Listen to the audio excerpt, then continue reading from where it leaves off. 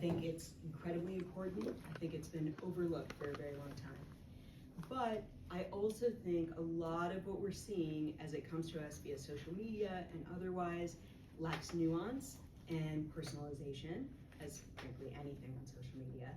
And seeing where we can superimpose concepts of personalization and precision is something that's really important to us in our clinical work. So I'll introduce myself. My name is Rachel Schaefer. I've been in clinical practice for almost 22 years. My original training was as a licensed acupuncturist and herbalist. I went on to train as a functional nutritionist and as a clinician in functional medicine. I've done quite a bit of training there. And I'm completing in March my clinical doctorate. As much as anything in candor, for me, that's really, I am truly a nerd. You'll get a feel for that as I talk.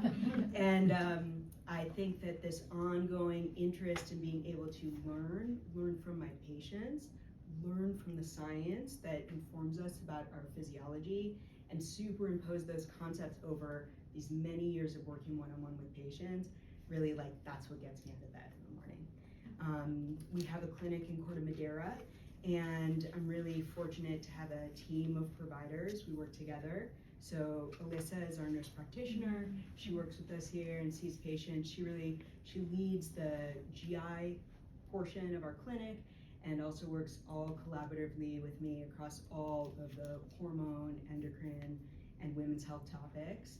We also have an aesthetic acupuncturist because that's something as much as anything. I was interested in what are no-tox strategies for caring for our skin.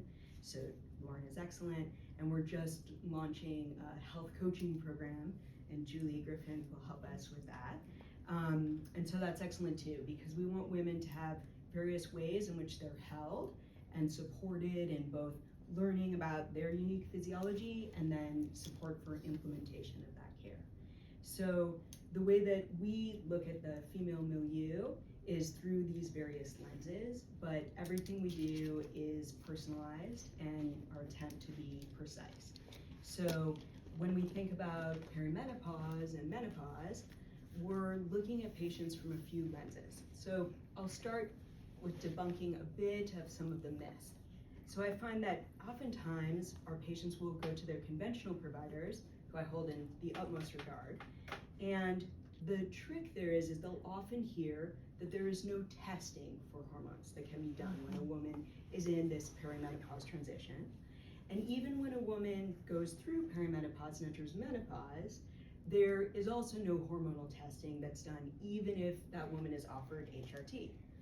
And one of the things that we notice, and we are great proponents of use of HRT, but we like to do the diligence in advance of giving patients HRT to understand their unique physiology, how they will assimilate it, because it's very unique to each woman. And so there actually is quite a bit of testing that can be done to illuminate that for us. So if a woman in perimenopause has regular cycles, there are many ways we can look at that. We can run blood testing that will show us some of the levels, and we can look at her progesterone in the phase of her cycle where it should be optimized. We can look at her estrogen in the phase of the cycle where it's most illuminated. But also, if women are having irregular cycles, or women are on birth control or using an IUD, those women also can be tested in understanding some of the systems that assimilate those various therapies. So that would be the liver, and also the GI is actually quite involved in how a woman will process her hormones. And we find in clinic, every week we have patients that present to us that have been given HRT, or sometimes they've been given oral contraceptives and told that it's HRT, and I'll speak to that in a moment, and they're not feeling great. So they may still be having some hot flashes, they may still be having some sleep disturbance, mood disturbance, libido changes, body composition changes. All of these are topics I'll speak to and ways we approach them. But in that scenario, we want to illuminate for that specific woman how her physiology works. Are there features about the ways that phase 1 and phase 2 of her liver, which are involved in the processing of hormones, unique to her either genetically Or when we run her blood work, we can see deficiencies of B vitamins or iron, zinc, other cofactors for the absorption and metabolism of these hormones, and we can correct those things so she's able to use what she takes in. Also, frankly, to process her own endogenous estrogen and progesterone more effectively too.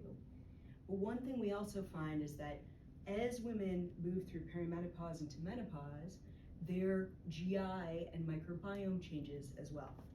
And so one of the things we know, we call this system the estrobolome, and this is a system in which the processing of estrogen has gone through these first two phases in the liver, and then it's targeted by the body for excretion. And when it hits the estrobolome, the process should be that we keep those metabolites tightly bound for being excreted.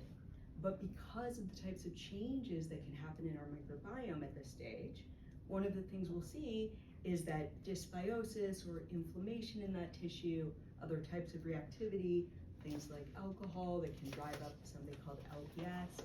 Each of these things can make that which was targeted for excretion incompletely excreted. And what ends up happening is it comes back to the beginning of the line. So it goes back to the liver to be processed yet again, and they're already there are other things in line, right?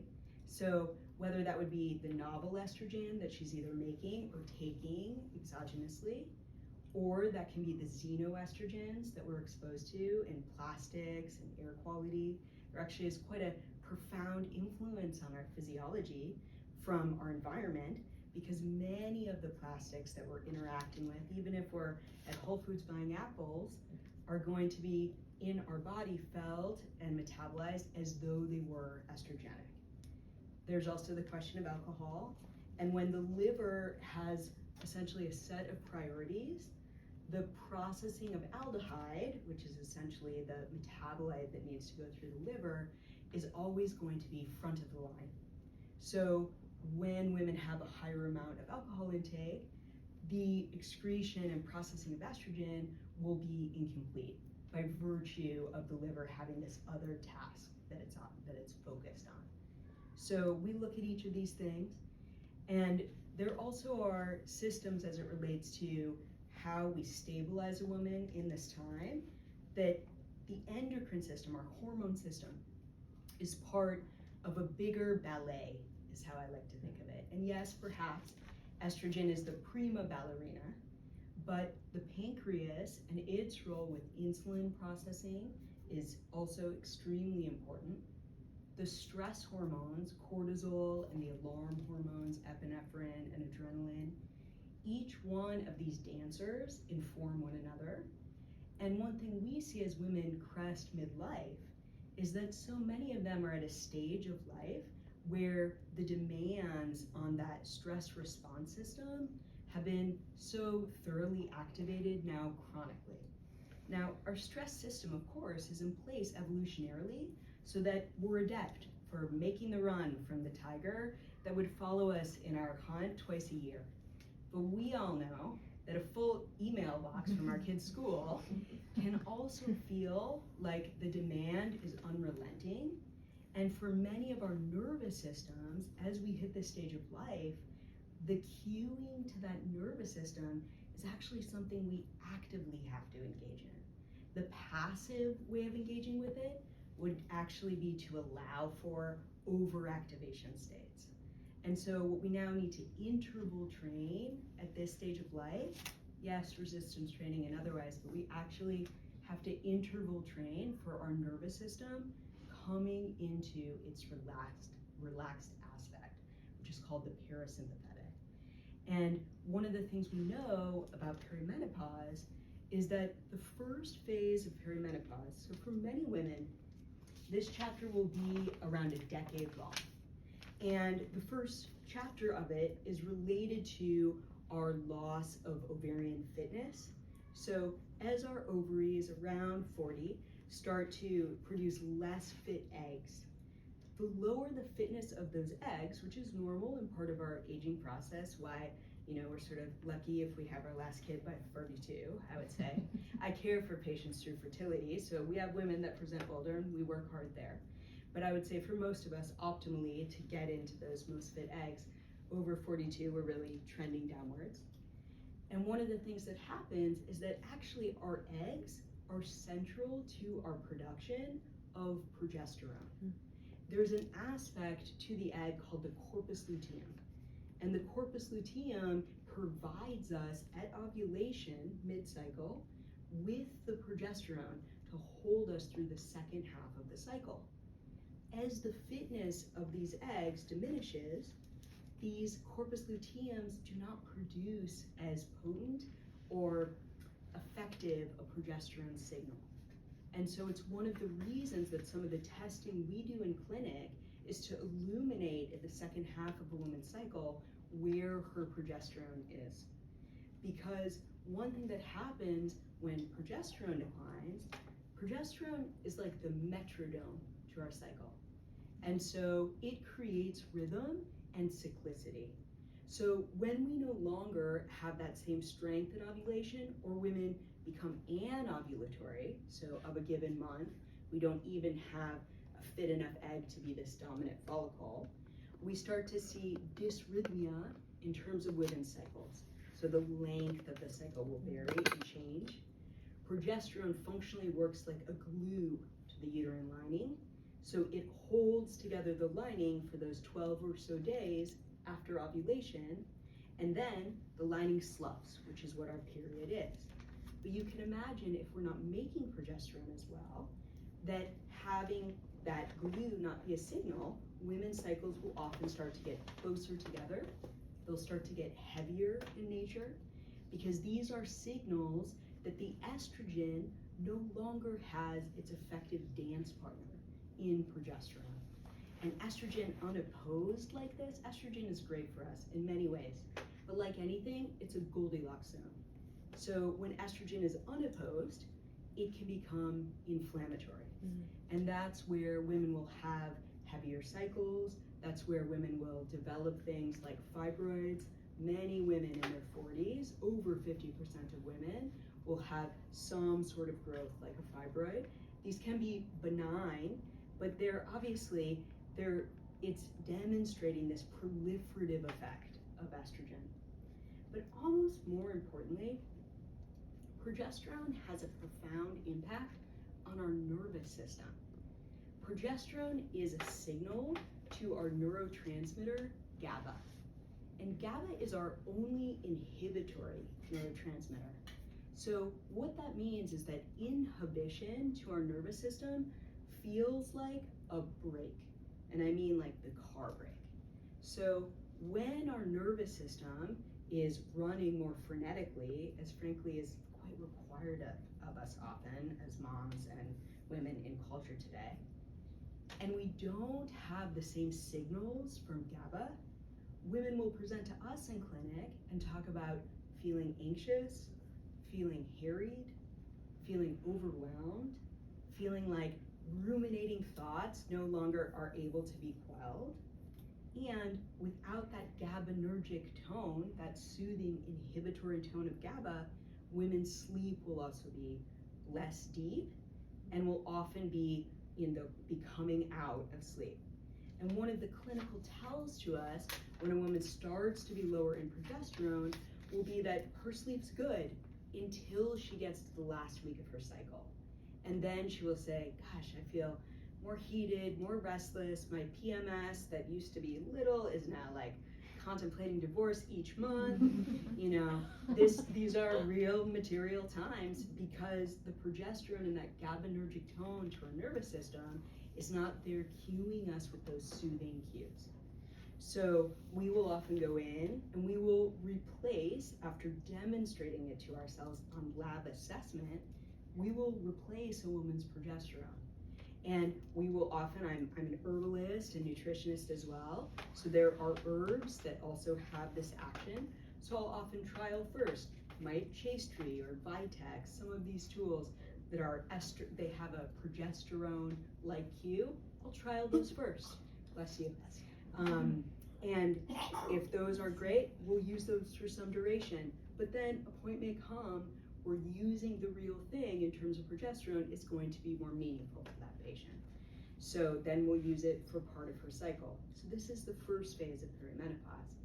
But you can already hear that in this time, we're back to this aspect of the nervous system and are doing the training to tone relaxation states being hugely important, because we're not getting the same cueing endogenously in our nervous system to come into those relaxation states.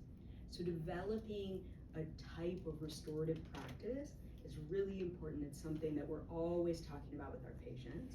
It's one of the reasons I still love that I get to do acupuncture, because sometimes it might be the one time that my patient that week was able to fully relinquish.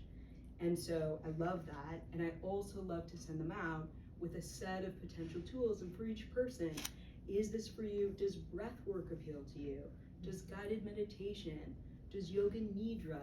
Do body scans? And we can provide them with all these resources so then patients can play for themselves.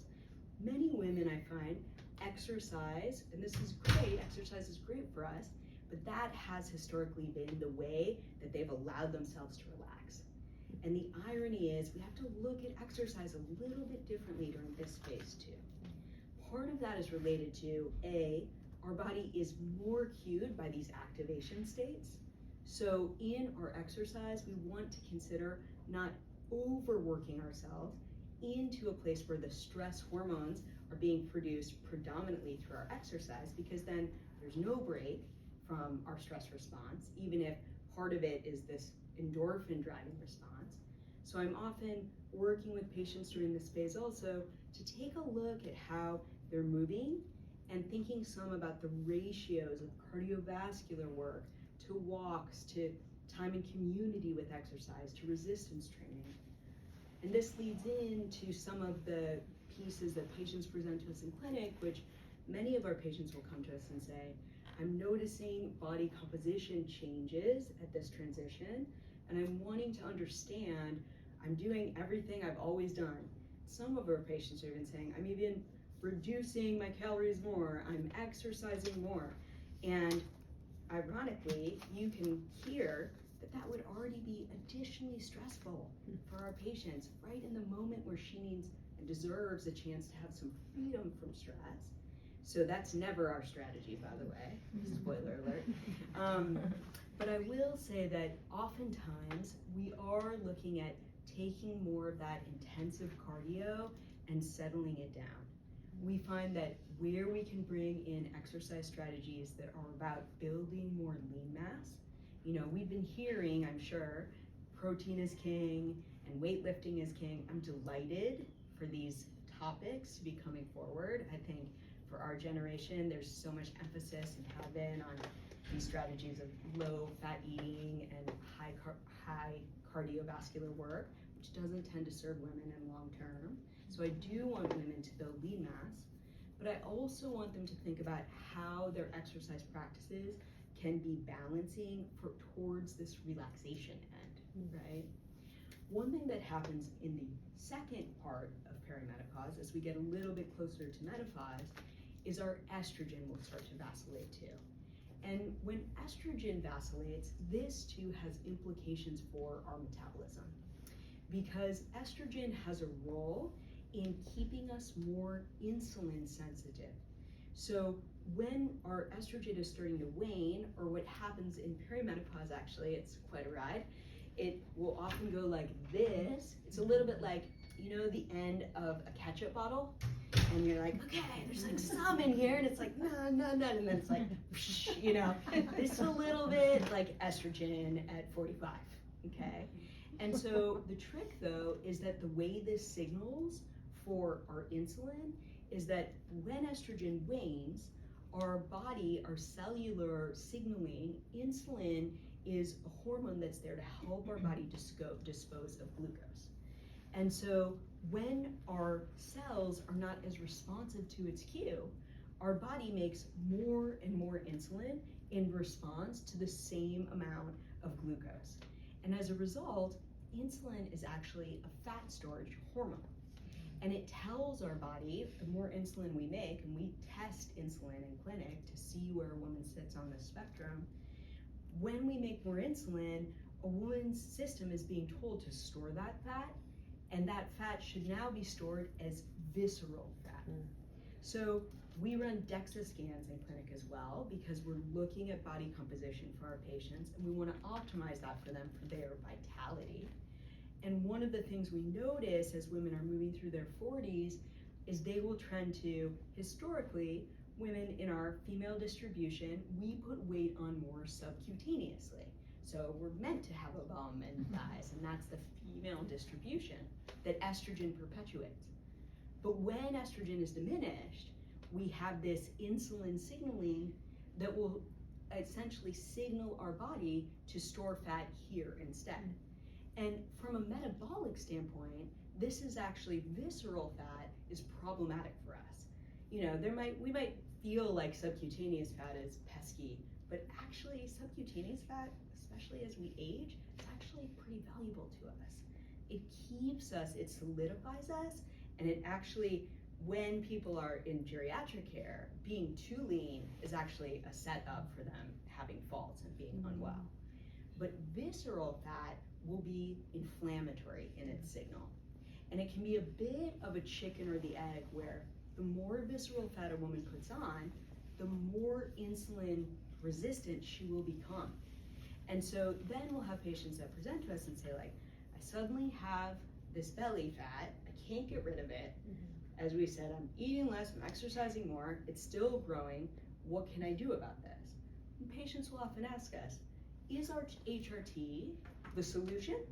So we have demonstrated in our testing, either blood testing, or there's another test that we often will give to our patients. This is a MIRA test kit, and I like it. I brought it just for reference because it's part of my debunking the question of whether can you test your hormones. Yes, you can. But the MIRA kits are used at home.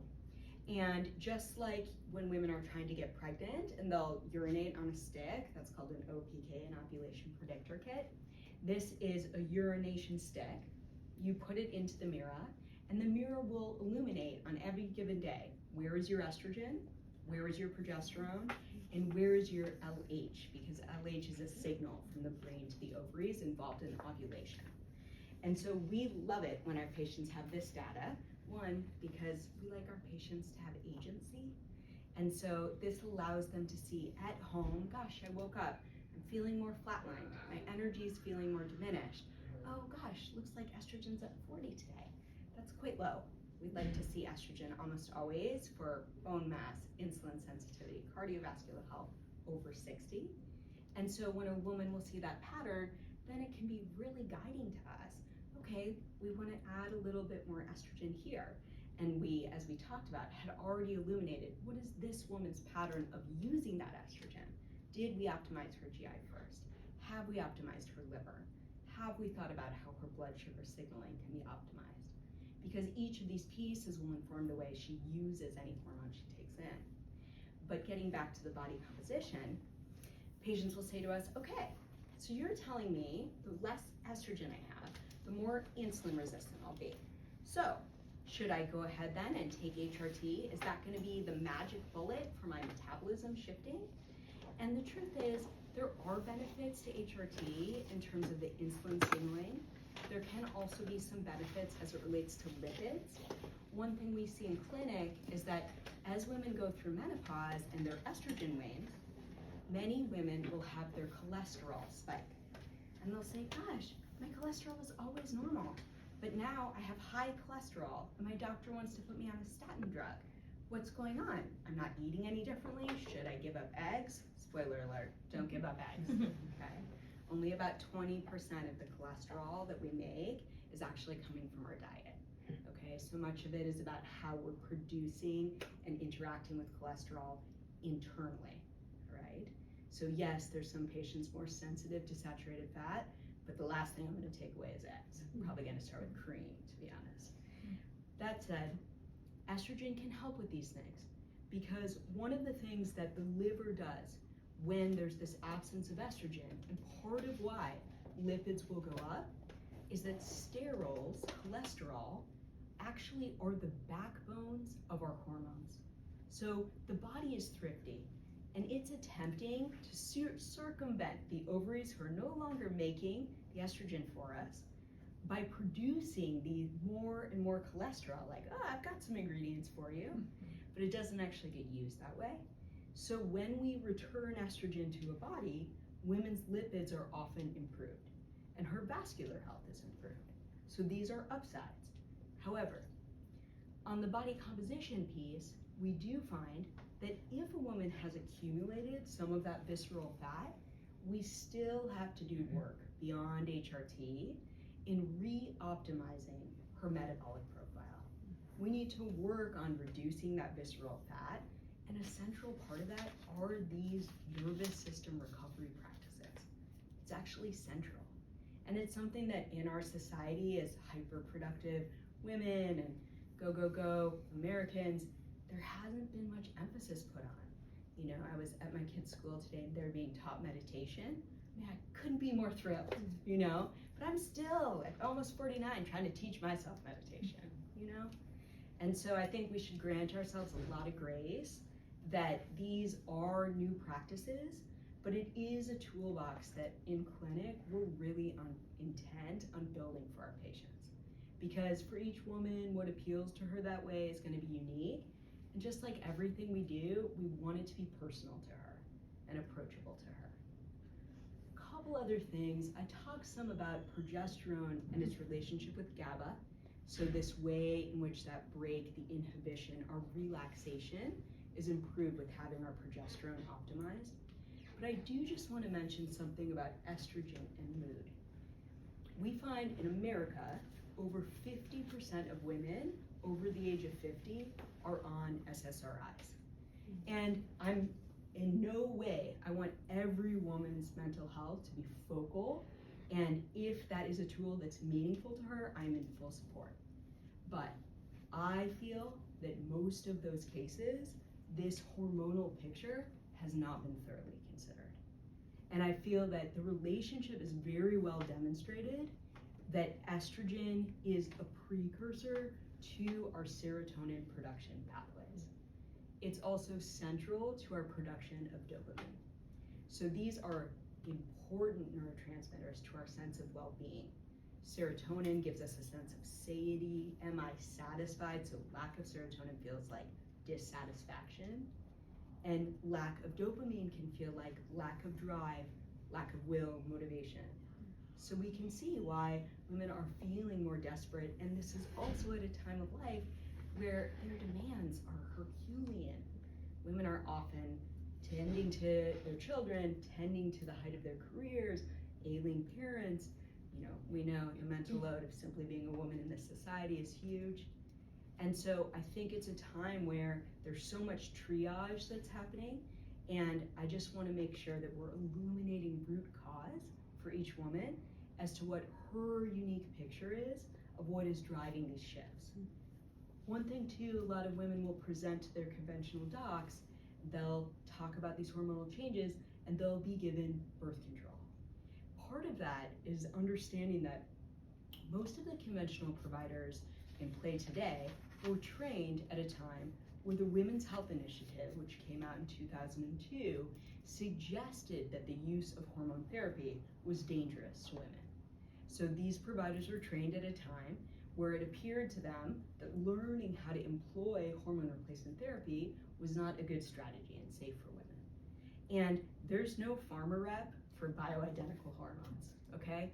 No one's coming to their offices now to train them in how to use and employ and test and personalize.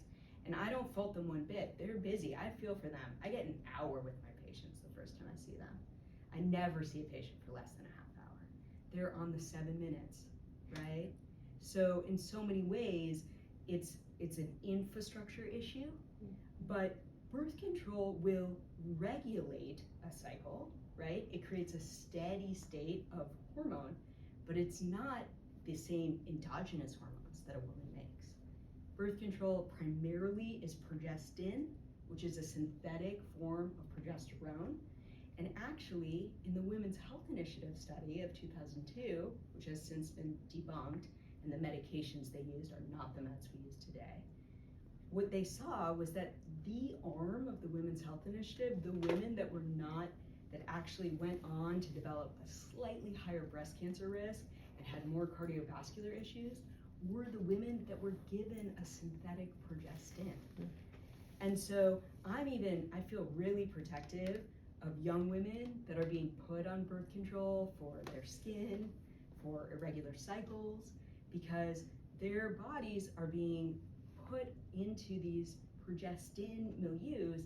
And really, we want to inform young women about how to live and be in their body, but that's again a big task that doesn't happen easily in 7 minutes, right?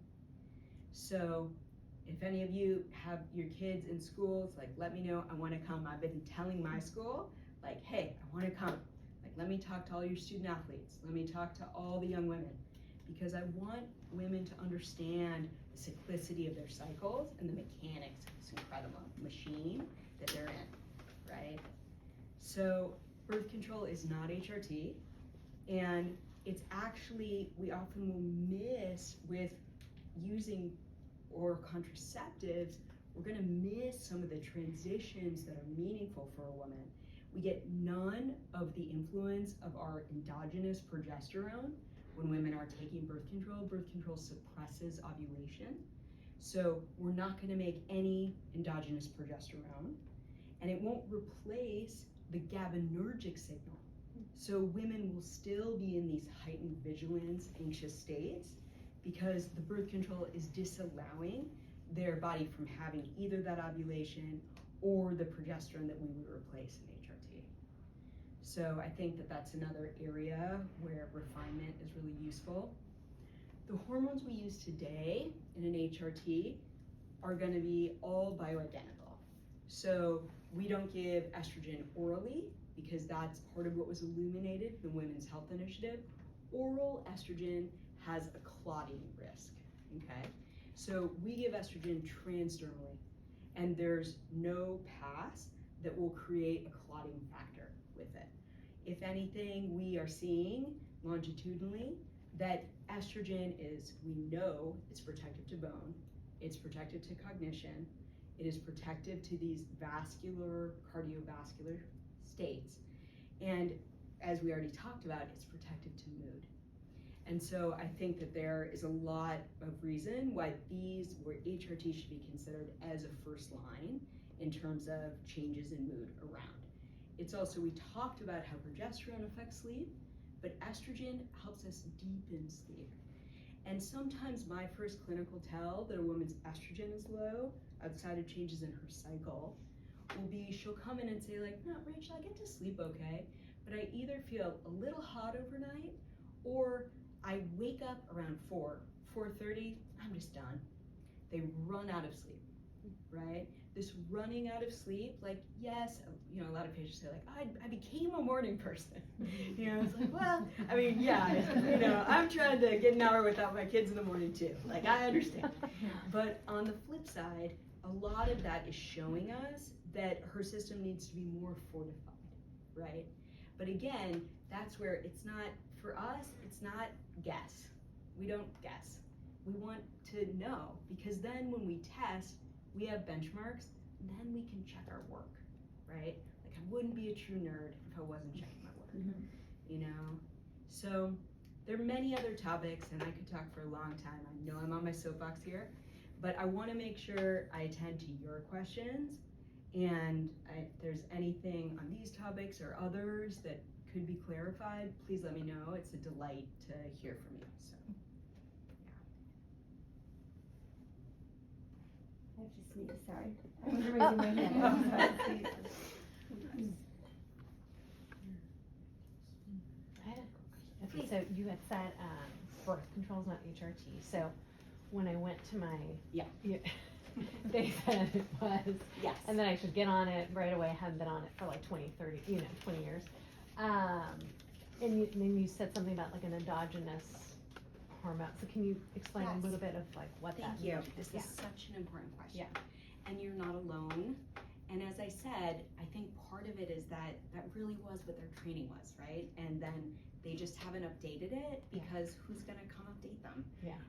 So I feel for them too. I just think it's just a lack of modernization or innovation.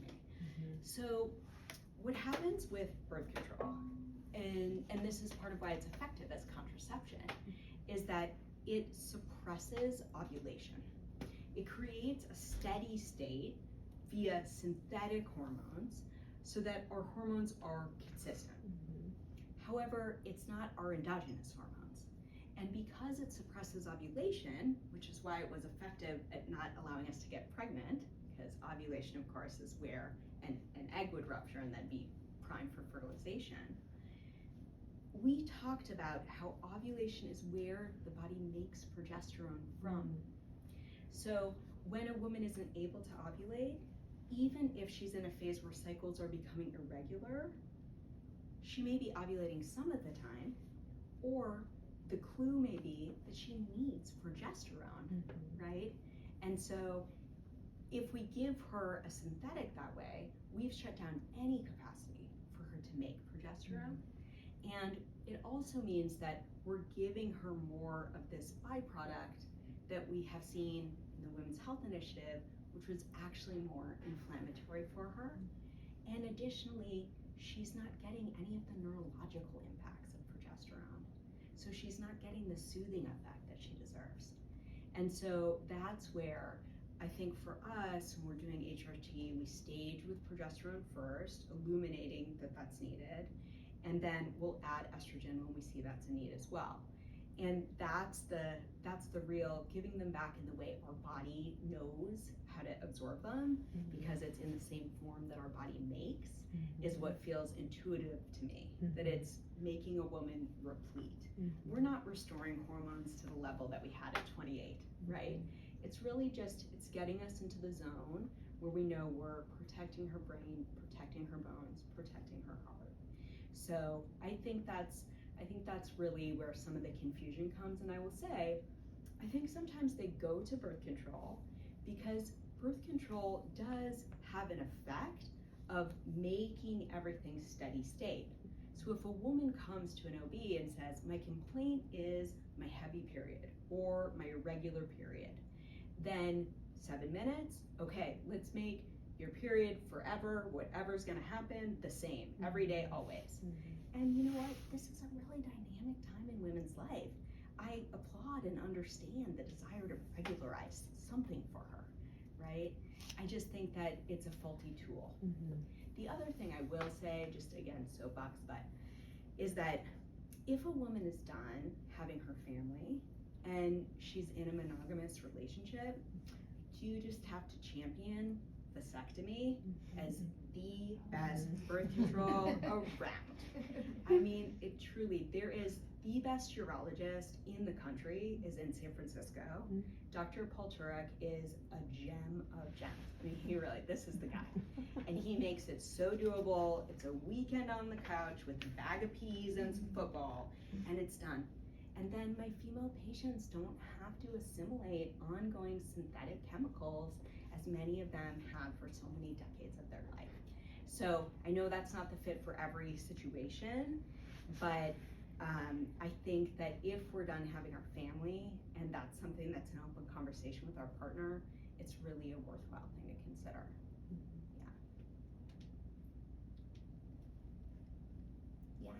My question's around nutrition. Please. So I was wondering if you could speak to intermittent fasting and if that is recommended, because it's so confusing. Yes. I'm 47. Yes. And then also with just eating, like I'm on this plan right now that I've been trying, and it's like 47 grams of fat. I get the protein, 100 grams of protein per day, and then like 140 grams per day of carbs.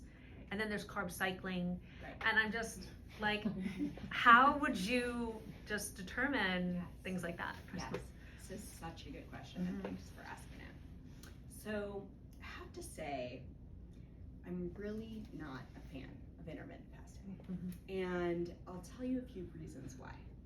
I think intermittent fasting for many men can be a good tool for them, honestly. They are not living in the dynamic body that we are living in. But we talked about at the onset how this is a time where our nervous system is really assimilating the wear and tear of a life of moving through activation states. And the irony is that this concept in intermittent fasting, there's aspects of it I like, which is that yes, the GI system benefits from periods of digestive rest. That is true. But the question is, where should that go, that digestive rest? What we know about insulin resistance is that as we move through the day, women become less and less sensitive to insulin. So if a woman is targeting digestive rest, I would prefer she close her eating window in the evening earlier. So dinner, 6 o'clock, and giving herself that time to have the quieting and let her GI system at the exact time where, frankly, our GI system is not well set up to digest and absorb, that rest then. But one thing that's not talked about enough is that sleep is actually a catabolic effect. So overnight, and especially at this stage of life where we're already holding on to dear life to our muscle mass, when we wake up in the morning, our body is in a muscle breakdown state. So that is actually breakfast, is actually the meal of the day where our capacity to absorb and assimilate the amino acids from the proteins we take in is most effective. And so this meal, this breakfast meal, having at least 30 grams, and frankly, I'd vote 40 if I could, but 30 grams of high quality protein is so meaningful. And also, we know because we put continuous glucose monitors on some of our patients, helping them illuminate for their own body, Marcy, some of their bodies called carb tolerance, like these kinds of tools can give really personalized insight to each person. Yeah. What is your carb threshold? How does it look like when you put your carbs around your exercise or a day when you're more sedentary? That can help illuminate, I think, for each woman a bit of how many carbs are effective for this woman that day. But that's just an aside in this like personalization. I would say in the bigger picture, we know that having that first meal be robust in these amino acids that will give us back some of the cueing through leucine, which is one of the main amino acids we get out of a full spectrum protein. This is a lever for muscle protein synthesis. And if we miss that meal, you know, over the last set of years, because intermittent fasting has gotten so buzzy, so many of my patients come in and they're starting the day with coffee and then they're doing fasted exercise. So we already just heard 2 cues for her nervous system going like this, right? Starting the day that way. And then she's not having anything to eat until 10 or 11 o'clock. We've missed that window for her to optimize her muscle protein synthesis. And I mentioned the continuous glucose monitor because one thing that we see is that when patients skip breakfast, even if they have the perfect number of macros for them, their blood sugar is still going to be more destabilized because the way our system is cued is to have that stabilizing through nutrition in the morning. And if we don't do it with nutrition, our body will do it through the production of cortisol. And so not only is that fasted exercise that she did first thing in the morning actually almost signaling her body to store visceral fat, she's hard at work, you know, what a catch-22. But I would prefer even patients that are exercising in the morning to have some nutrition before they do. And I think that they're gonna see more gains in terms of their capacity to build muscle with that strategy. On your point on the macros, I think it does depend so much on each woman and her level of activity. The one thing I would add there is I think one thing that's under-emphasized is fiber. I think that fiber is really the food to our microbiome. We already talked about how our microbiome is changing during this stage of life. It's becoming less and less diverse. And so bringing in a wide array of fibers, and maybe the simplest way to do this is I try to target, I don't always do it, but I do try to target 30 different species of plant food a week. because then I know I'm giving myself an array of different sources. And that will give my colon these different forms of fiber, both soluble and insoluble. And that can help, one, promote satiety, and also improves this diversity of our microbiome. So I think it's really important too. So yeah, I hope that answers. It's Totally, so yeah. personal.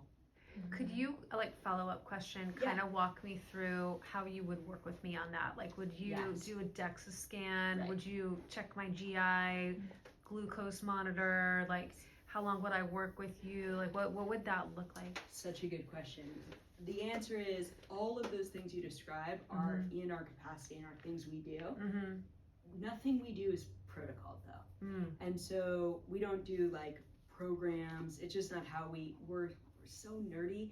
And I like to see the woman in front of me and we look, it's a little bit like unpeeling an onion. So what is most important to her acutely and what is most important long term? And yes, we often will start with, there are things like, we ask all of our patients to have a DEXA at least annually. We have one that comes to our clinic. They were just here a couple weeks ago.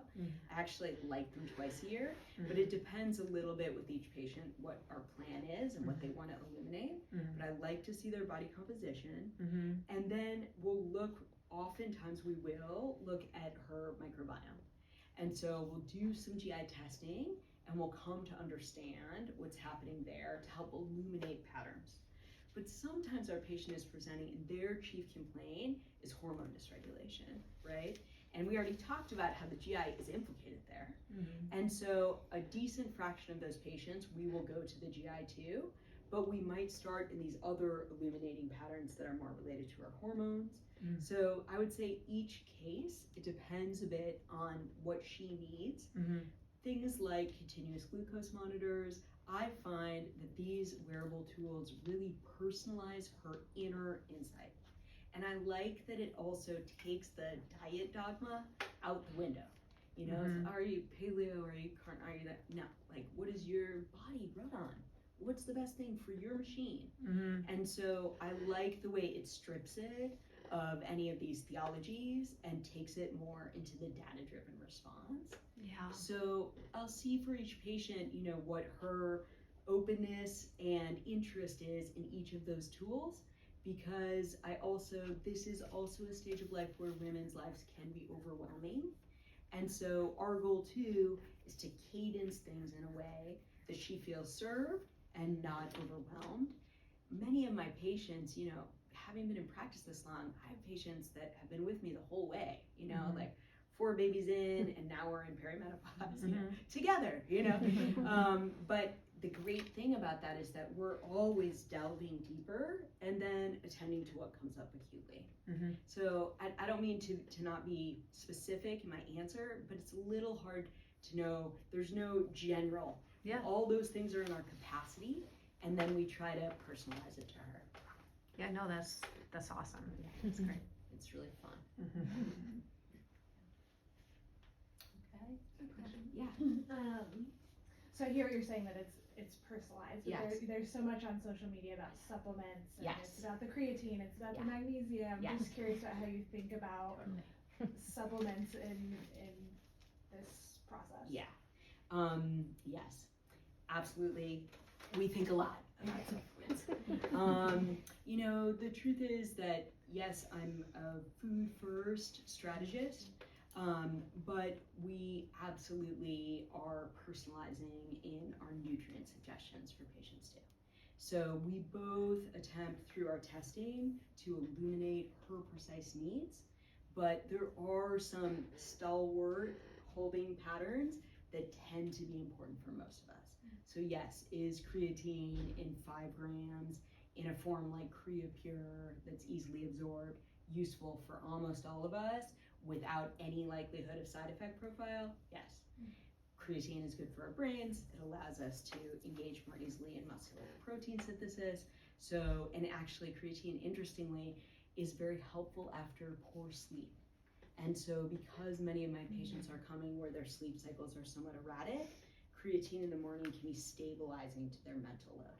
So I like it a lot. And I'd say for most patients over 45, it would be in the supplement stack I would recommend. Other things that fall into that category, almost everyone needs omega-3 fats. And so fish oil in a form that is not rancid, that's 90% of what's on the retail shelves is. So there's certain supplements we're fairly picky about by virtue of quality. Every supplement we recommend is third-party tested. We think about this stuff quite a bit. And then from there, it's personalized. So do a faction of women need vitamin D? A faction do. And vitamin D is more than an immune booster. It has many roles in our system. So we test, care for a woman, and retest, right? So I would say with supplements, we definitely, everything too is personalized. But there are some baseline things, just like this, most of us should be getting 100 grams of protein. Recommendation, where things like creatine and fish oil fit in. And then we assess for what is this woman's diet. Oh, this woman has always trended anemic and now she's having heavy periods and her ferritin's 30, that patient needs iron. But then which form of iron? Are we gonna give her constipating pill iron? No, you know? So it's thinking through for each person on the supplement side, but we are very well versed in supplement application and we're picky about it. But I think we should be, because there's so much, to your point, coming at us from social media, like this is the new thing, and there's data behind some of it and not behind others. And so asking the consumer to do that dissection, I think is too much, And with supplements too, of course, like, is a woman taking pharmaceutical medications? What are they? How could they interface? Like, that's the sort of detective work that we want to be responsible to her too.